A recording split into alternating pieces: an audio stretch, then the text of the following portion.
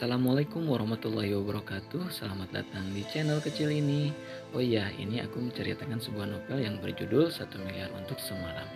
Cerita ini tentang anak yang dijual oleh ibu tirinya. Sedih, sakit hati, senang, bahagia maupun duka akan menjadi alur cerita seru novel ini. Penasaran kan? Yuk dengerin ceritanya. Bab 5. Kejadian malam itu. Riana merasakan jantungnya berdetak tak karuan, membuat seluruh tubuhnya gemetar hebat. Hanya dalam hitungan detik wajahnya telah pucat bak mayat hidup. Hatinya kini dipenuhi rasa khawatir jika Mama Penny mendengar obrolannya dengan Bu Nana. Ragu-ragu wanita itu membalikkan tubuhnya menghadap Mama Penny yang sedang menatapnya sedikit heran. "Kamu kenapa, Riana? Apa kamu sakit?" tanya Mama Penny. Mengusap kening, Riana yang berkeringat melihat betapa lembut Mama Penny. Riana baru dapat bernapas lega. Sikap Mama Penny menjadi pertanda bahwa wanita itu tak mendengar obrolannya dengan Ibu Nana. "Gak apa-apa tante, aku kesini cuma mau menyapa Big Nana," jawabnya. Mama Penny menatap keduanya secara bergantian. Ia cukup terkesan dengan kepribadian Riana, karena tidak biasanya wanita dari kalangan kelas atas menyapa seorang ART. "Kamu sudah kenal Big Nana sebelumnya?" Riana mengulas senyum demi menyamarkan rasa gugup. "Iya, tante.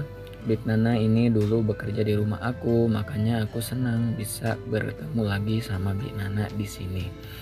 Aku juga baru tahu kalau Big Nana kerja di sini." "Iya kan, Big?" Riana mengedipkan sebelah matanya ke arah Bu Nana. "Iya non," jawab Bu Nana. Sebisa mungkin bersikap biasa meskipun jantungnya masih jedak-jeduk. Jika sampai sandiwara mereka ketahuan, entah apa yang akan terjadi. "Wah, tante semakin kagum sama kamu, Riana. Tidak banyak orang seperti kamu yang sopan dan mau ingat sama asisten rumah tangga.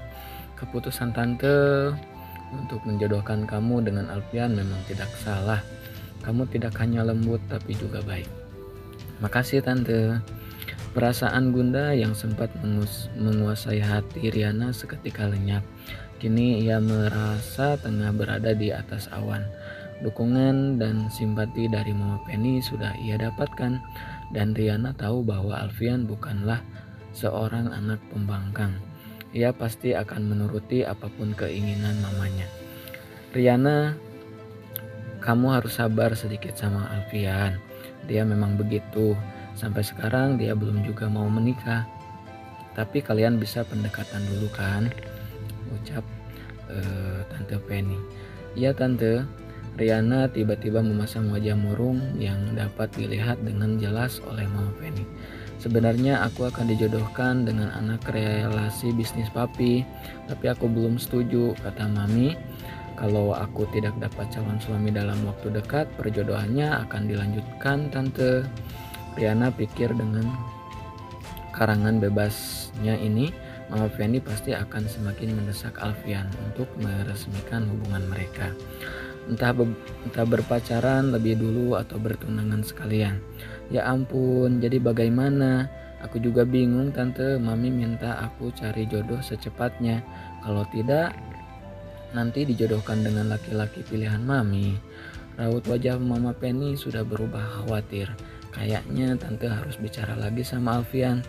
Kamu sabar sebentar ya, Riana." Riana mengangguk penuh semangat, sedangkan Bu Nana yang masih mendengarkan pembicaraan itu menyembunyikan seringai. Putrinya itu memang pantas mendapatkan piala Oscar untuk kategori halusinasi terbaik. Alfian, pekik Mama Penny tampak panik. Alfian yang sedang rebahan di depan televisi seketika terlonjak mendengar panggilan mamanya. "Ya ampun, Mama, ini jantung bukan labu siam," ucapnya sambil merubah posisi dari semula rebahan menjadi duduk. Kemudian mengusap dada naik turun. "Ada apa sih, Ma? Kenapa sepanik ini? Aku bisa kena jantung koroner lama-lama. Mama mau tanya sesuatu." Yang serius sama kamu. Soal apa? Alfian menatap mamanya kesal sekaligus heran. Bagaimana keputusan kamu tentang usul mama tadi? Usul yang mana, Ma? Tanya Alfian. Perasaan mamanya itu terlalu banyak mengusulkan sesuatu. Kadang Alfian sampai merasa akan bisulan karena terlalu banyak usulan. Soal rencana mama menjodohkan kamu dengan Riana. Hembusan napas Alfian terdengar berat. Ia tampak frustasi. Kan sudah aku bilang belum mau menikah. Tapi ini kondisinya emergensi, Al. Ternyata Riana itu akan dijodohkan dengan relasi bisnis papinya. Kamu harus cepat. Jangan sampai keduluan sama laki-laki lain, desak sang mama. Alfian tidak habis pikir dengan mamanya itu. Padahal sudah berulang-ulang ia menegaskan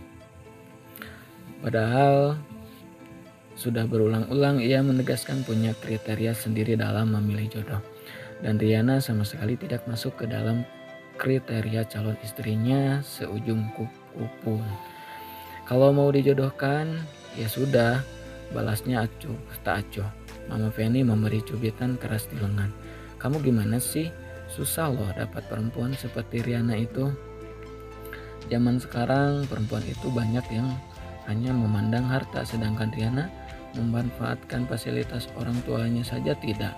Kurang apa lagi dia? Jodohkan sama Galih aja kalau begitu, ucap Alfian. Bibir Mama Penny mengerucut. Mama maunya kamu yang menikahi Riana. Baru saja mulut Alfian akan terbuka untuk menyela, tiba-tiba terasa sensasi aneh yang berpusat di perut, seperti sedang mengguncang usus. Bentar mah, mau ke kamar mandi dulu. Lelaki berpostur tubuh jangkung itu segera berlari menuju kamar mandi, membenturkan tubuhnya pada wastafel dan memuntahkan isi perut. Keadaan aneh seperti ini sering dialami Alfian beberapa bulan belakangan ini. Ia kerap mual tanpa alasan. Sudah pernah memeriksakan diri ke dokter karena takut ada masalah dengan kesehatannya. Namun hasil pemeriksaan menunjukkan semuanya baik-baik saja. Alfian sampai heran ada apa dengan tubuhnya yang mendadak aneh. Galih, ke rumah sekarang, bawa martabak manis yang banyak, pinta Alfian setelah kembali ke kamar. Satu lagi keanehan Alfian, kadang keinginan makan sesuatu tiba-tiba muncul dalam keadaan tak terduga. Dan Galih adalah orang yang akan direpotkan dengan keadaan ini.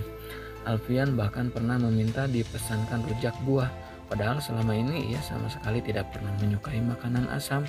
Tak apa yang salah dengannya. Yang jelas Alfian sangat terganggu dengan keadaan ini. Kurang dari 1 jam Galih, sang asisten pribadi serbaguna bagai bumbu racik itu sudah tiba. Layaknya malaikat yang datang membawa banyak martabak dengan berbagai rasa. Karena Alfian tidak menyebutkan ingin rasanya apa, sehingga Galih berinisiatif membeli semua varian rasa yang tersedia. Konon katanya sang pemilik kedai martabak itu adalah anak presiden.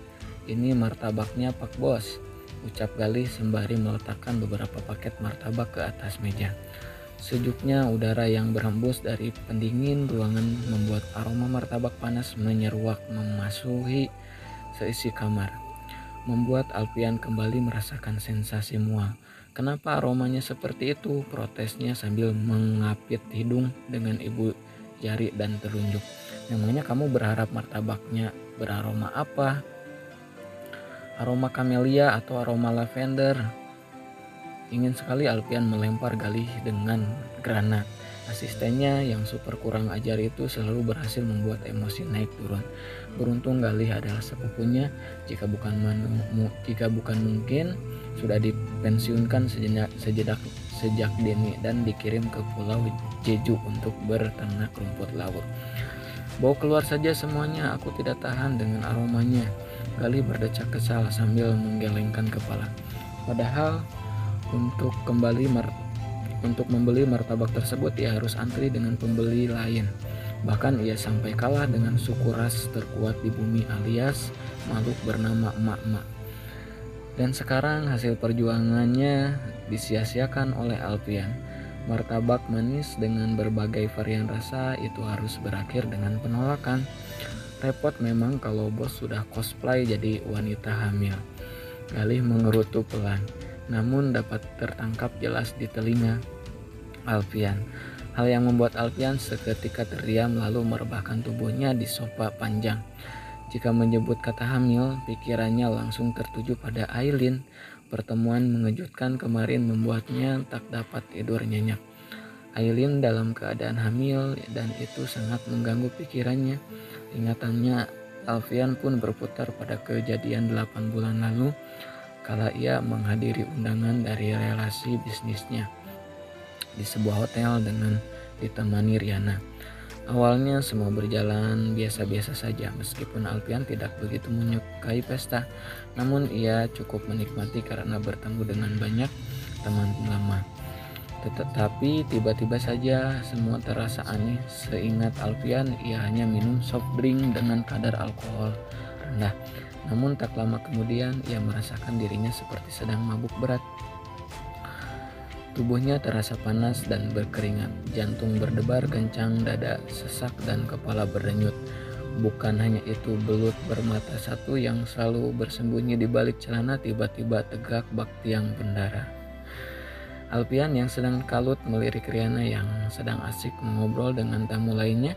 Kesempatan itu pun ia gunakan untuk meninggalkan gedung hotel menuju apartemen pribadinya. Mungkin ia perlu menenangkan diri sekaligus menenangkan makhluk tak bertulang itu.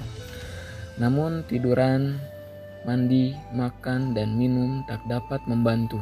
Alfian masih saja gelisah. Bahkan saat ini penglihatannya terasa buram, seperti baru saja meminum obat perangsang dalam kondisi tinggi. Ia pun menebak bahwa seseorang sedang berusaha menjebaknya. Tetapi siapa? Carikan wanita yang bisa melayaniku malam ini. Secepatnya perintahnya kepada seorang yang ia hubungi melalui telepon. Seorang wanita, Tuan. Wanita panggilan begitu, sahut pria di ujung telepon. Terserah, aku akan bayar berapapun asal orangnya ada malam ini juga. Baik Tuan, itu mudah. Saya punya kenalan bernama Tuan A. Dia adalah seorang mucikari, tapi aku mau yang masih single atau masih perawan. Aku tidak mau wanita bekas pakai. Hening pria di seberang tak menjawab. Sepertinya terlalu terkejut dengan perintah aneh tersebut. Perawan? Di mana mereka bisa mendapatkannya malam ini? Hei, kamu dengar tidak? Ya Tuan, baik, saya akan carikan sekarang juga. Panggilan terputus. Alfian merebahkan tubuhnya di tempat tidur, mencoba menenangkan diri, tetapi semakin lama rasa itu semakin menggelora dan membuat seluruh tubuhnya seperti terbakar. Puluhan kali ponsel terus berdering, itu panggilan dari Riana yang mungkin sudah mencari karena Alfian pergi tanpa permisi. Namun panggilan itu ia abaikan begitu saja. Hingga 30 menit berselang, ponsel kembali berdering, berasal dari orang yang tadi dihubungi Alfian untuk mencarikan wanita. Alfian segera menjawab panggilan itu. Tuan, saya sudah menemukan seorang wanita seperti yang Anda inginkan. Cepat bawa dia kepadaku, perintahnya tak sabar. Tapi dia minta 200 juta Tuan. Ucapan pria itu membuat Alfian habis kesabaran. Jika saja pria itu berada tepat di hadapannya pasti sudah dicekik sampai pindah alam. Aku tidak peduli, 1 miliar pun akan kuberikan, yang penting dia masih perawan dan bisa memuaskanku malam ini. Alfian berteriak murka. Baik, saat ini Tuan Al sedang melakukan kesepakatan harga dengannya. Saya akan segera membawanya pada Anda. Alfian membanting ponselnya ke tempat tidur. Kemudian kembali merebahkan tubuhnya sambil menunggu. Tak pernah terbayangkan sebelumnya bahwa ia akan menghabiskan malam dengan seorang wanita bayaran. Padahal selama ini Alfian sangat menjaga diri dan sentuhan wanita. Jika hal ini sampai bocor keluar dan orang-orang tahu ia membayar wanita itu untuk memuaskannya, kehormatan keluarga Darmawan akan hancur. Alfian harus memastikan wanita bayaran itu bisa tutup mulut. Hingga akhirnya Aileen hadir ke hadapannya, sosok wanita yang masih sangat muda dengan penampilan seadanya, tidak begitu cantik namun manis. Entah mengapa Alfian dapat melihat pancaran penuh luka dari sepasang matanya yang sembab. Pada tubuh mungilnya terdapat banyak lebam membiru juga. Malam itu Alfian sempat menanyakan dari mana asal semua lebam itu, namun hasrat sudah diubun-ubun dan tak dapat ditahan-tahan. Apalagi ketika melihat Aileen hanya berbalut jubah mandi berwarna putih dengan rambut basah, tampak sangat seksi dan menggoda. "Alfian, apa kamu sakit?" Lamunan Alfian akan kenangan malam itu seketika membuyar oleh suara serak Oma yang tiba-tiba masuk ke kamar. Wanita berusia 69 tahunan itu baru saja pulang dari perjalanan ke luar kota. Oma Titian namanya, ibu dari papanya Alfian. "Oma sudah pulang," ucap Alfian. "Baru saja mama kamu bilang kamu sedang sakit." Oma mendekati cucu kesayangannya itu dan memilih duduk di tepi sofa, meletakkan punggung tangannya di dahi demi memastikan suhu tubuh cucunya itu hangat atau tidak. "Tidak apa-apa Oma, cuman rasanya perut kembung saja." "Ya ampun, sepertinya kamu hanya masuk angin. Ayo sini, Oma kerok." Oma Titian ini memang terkesan trendy dan modern di usianya yang tak lagi muda. Tetapi jangan salah, ia masih memegang tradisi nenek moyang zaman dulu, termasuk saat mengobati cucunya jika sedang sakit. Ia akan memilih menggunakan cara tradisional. Punggung berkulit putih mulus Alfian pun harus beradu dengan koin tajam yang menyiksa, menciptakan garis merah membentang. "Pelan-pelan Oma sakit," keluh Alfian sambil berbaring tengkurap. "Pelan loh ini Al, masa sakit?" ucap Oma menekan koin emas dengan sekuat tenaga.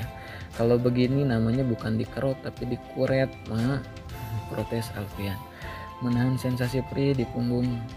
"Kamu ini rewel sekali Al," protes Oma. "Dia memang rewel Oma, macam ibu hamil saja, mual, muntah, minta dibelikan yang aneh-aneh, giliran dibawakan gak dimakan, sambar Galih." Alfian menghunus tatapan tajam ke arah Galih. "Bicara begitu lagi ku pecat kamu dari perusahaan." Namun ancaman itu disambut Galih dengan tawa kecil. Mana mungkin Alfian memecatnya, ia adalah tipe orang yang sangat sulit mencari partner kerja yang bisa cocok dengannya. "Oh iya Alfian, kapan kamu mau menikah? Oma sudah tua loh.